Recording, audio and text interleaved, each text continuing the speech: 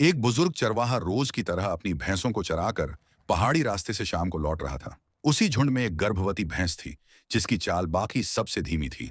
अचानक उसका पैर फिसल गया और वह गहरी ठंड में वहीं गिर पड़ी।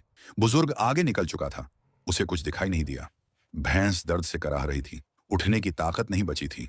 सूरज ढल गया, चारों तरफ कोहरा फैल गया और ठंडी हवा हड्डियों तक चुभने लगी। उसी मुश्किल घड़ी में भैंस ने दो नन्हे बच्चों को जन्म दिया।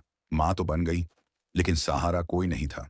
कुछ देर बाद उसी रास्ते से एक गरीब लकड़हारा गुजर रहा था, जो दिन भर लकड़ी बटोरकर घर लौट रहा था। उसने भैंस और बच्चों को देखा तो उसका दिल पसीज गया। उसने आसपास पड़ी सूखी लकड़ियों और पत्तों से एक अस्थायी झोपड़ी बनाई और तीनों को उसमें ले आया, ताकि ठंड से बच सकें।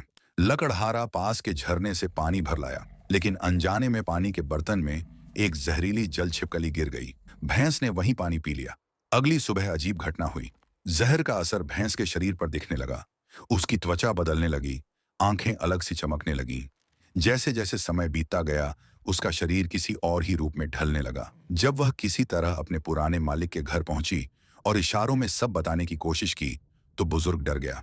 ये मेरी भैंस नहीं हो सकती, कहकर उसने उसे पत्थर मारकर भगा दिया। दुखी भैंस इलाज की तलाश में एक गहरे तालाब तक पहुंची, जहां जल राजा का राज था। वह सबसे शक्तिशाली माना जाता था। भैंस ने गिड़गिड़ाकर मदद मांगी, लेकिन जल राजा निर्दयी निकला। यह तुम्हारी किस्मत है, कहकर उसने उसे वहां से निकाल दिया। हारकर भैंस जंगल की ओर चली गई। तभी वहां जंगली मधुमक्खियों का एक झुंड उस पर टूट पड़ा। दर्द सहते सहते अचानक चमत्कार हुआ। जहर का असर खत्म होने लगा। उसका शरीर पहले जैसा सामान्य हो गया, लेकिन मधुमक्खियों ने उसके शरीर पर अपने छत्ते बना लिए। कुछ दिनों बाद वह एक गांव पहुंची।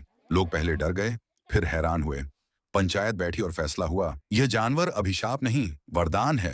गांव वालों ने उसके लिए अलग जगह बनाई, उसकी देखभाल की। एक दिन अचानक भैंस के शरीर से ढेर सारा शहद निकला। गांव में खुशियों की लहर दौड़ गई। धीरे धीरे वही गरीब गांव शहद की वजह से दूर दूर तक मशहूर और अमीर हो गया। एक दिन वही बुजुर्ग टीवी पर खबर देख रहा था